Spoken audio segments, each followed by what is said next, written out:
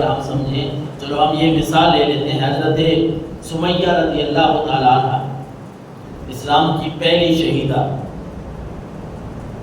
حضرت سمیہ، کو ان کا 7ویں نمبر پہ تقریباً اسلام میں ان کا نام آتا ہے،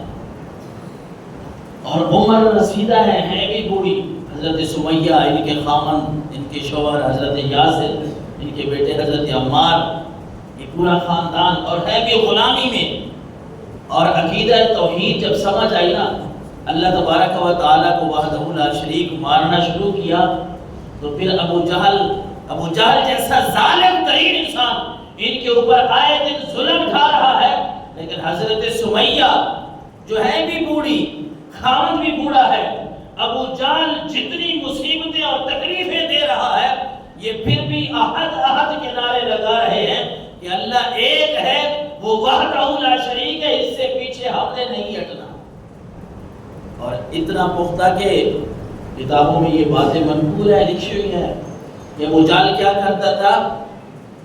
زرہ لوہے کے توق، لوہے کے زنجیر ان کے گلے میں ڈال کے، عمر کا کیا حصہ ہے، عمر رسیدہ ہیں، بوڑھے ہیں، لیکن اس کی تکلیفیں کتنی ہیں ابو جہل کی، اور عقیدہ توحید میں جو پختہ ہو جاتے ہیں، جو پکے ہو جاتے ہیں، پھر ان کی بھی بات سنیں کہ ابو جہل جو ہے وہ گردن میں چاہے زنجیر ڈال دیتا ہے، اور وہ مکہ مکرمہ کی تپتی ہوئی ریت کے اوپر ان کو کھڑا کر دیتا ہے، اور کہتا ہے جب تک اللہ کو ایک ماننا نہیں چھوڑو گے،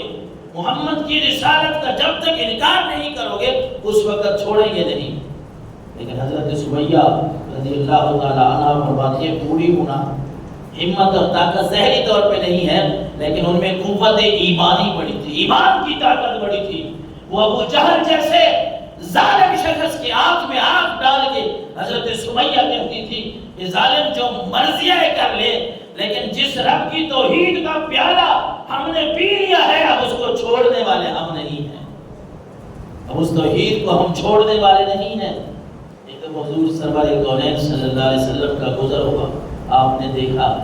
کہ بڑے ظلم ڈھائے جا رہے ہیں اس خاندان پہ، تو آپ نے فرمایا اے آل یاسر، اے آل یاسر صبر کرو،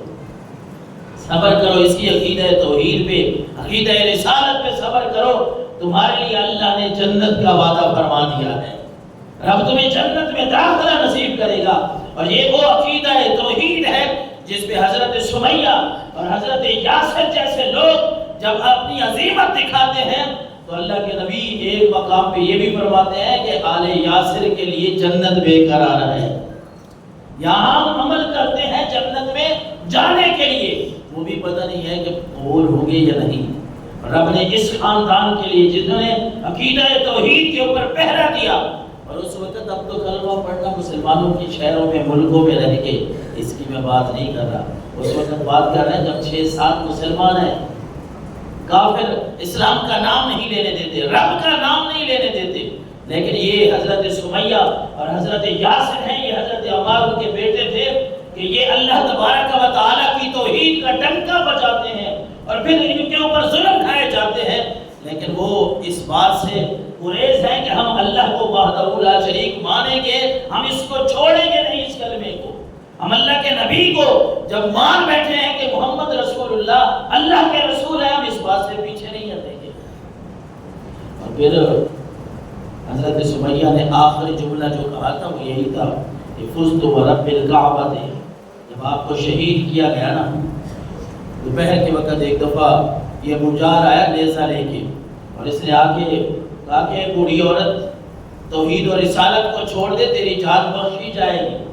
چھوڑ دے توحید کو، اس رسالت کو، یہ کیا لینا دینا ہے، اپنی جان کی خیر ماں۔ لیکن یہ عقیدہ توحید کی چاشنی اور عقیدہ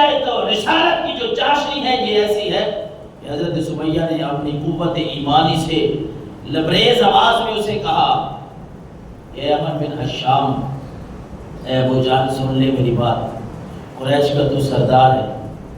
اور سردار بھی ایسا ہے کہ آج کل تیرے پاس بڑی طاقت ہے، تیرا جادو آج کل پورے مکے میں چل رہا ہے، پورے مکے میں تیرا جادو چڑھ کر بول رہا ہے، لیکن میری بات بھی سن لے، یاد رکھ۔ حضرت سمیہ نے اسے کہا تھا، یاد رکھ وہ دن ضرور آئے گا جب اس شہر میں تیرا نام نہیں رہے گا، توحید اور محمد کی رسالت اس شہر میں بولیں گے۔ وہ وقت ضرور آئے گا کہ تیری حکومت اور تیرا ظلم ختم ہو جائے گا، یہ سمیہ تو ختم ہو جائے گی، لیکن رب کا نام اس مکہ میں نہیں پوری دنیا میں اللہ کا نام لیا جائے گا۔ جب اس نے یہ باتیں سنی تو آگ بگولا ہو گیا، کتے کی طرح ہلکا ہو گیا کہ یہ مجھے یہ باتیں سنا رہی ہے۔ ایسا اس نے نیزہ مارا حضرت سمیہ کو، یہ توحید کے اوپر، یہ رسالت کے اوپر، کہ آپ کی شہادت ہو گئی۔ بیٹا حضرت عمر جب ماں کی اس شہادت کو دیکھتے نا، یہ اسلام کی پہلی خاتون، شہیدہ خاتون ہے اسلام کی۔ اللہ تبارک و تعالیٰ نے عورتوں کو کچھ ایسی باتیں ہیں کہ جن میں، اور ویسے تو اللہ نے الرجال قوامون علی النساء، اللہ نے مرد کو حاکم بنایا ہے عورت کے اوپر، لیکن اس کا یہ مطلب بھی نہیں ہے کہ کیا عورتوں کی تحقیر ہے، ان کی عزت نہیں۔ کچھ ایسی باتیں بھی ہیں کہ اللہ نے ان میں عورتوں کو فضیلت عطا فرمائی ہے۔ اسلام میں سب سے پہلا جو شہید ہوا وہ مرد نہیں تھا، وہ حضرت سمیہ رضی اللہ تعالیٰ عنہ تھی، عورت تھی۔ اور قرآن مجید فرقان حمید کی جب آیات کریمہ سب سے پہلے نازل ہوتی ہیں تو وہ بھی کوئی مرد سننے والا نہیں ہے، وہ بھی حضرت سیدہ خدیجہ عورت ہے جو سب سے پہلے قرآن کو سننے والی ہے۔ یہ عورتوں کی فضیلت ہے، اس بات پہ وہ اپنے آپ کو زہر نصیب کہتی ہیں۔ اور اللہ تبارک و تعالیٰ کی توحید ایسا جام ہے رب کی توحید کا، رب کو ایک ماننے کا، کہ جس نے بھی یہ جام پی لیا ہے نا، وَإِلَٰهُكُمْ إِلَٰهٌ وَاحِدٌ لا الہ الا هو الرحمن الرحیم، کہ تمہارا خدا ایک ہی خدا ہے۔ اور اسی بات پہ جو ڈٹ گیا، ان الذین قالوا ربنا اللہ ثم استقاموا تتنزل علیہم الملائکہ، اللہ نے فرمایا کہ جس نے کہا کہ میرا رب اللہ ہے، پھر اس پہ ڈٹ گیا، اللہ اس کے اوپر اپنی رحمت کے فرشتے نازل فرماتا ہے۔ ایسے لوگوں کو رب جنت میں داخلہ نصیب فرماتا ہے۔ اور پھر ظلم تو کتنے تک رہے گا؟ ابو جہل نے حضرت سمیہ کو شہید کیا، لیکن وہ وقت بھی تو آ گیا نا کہ جب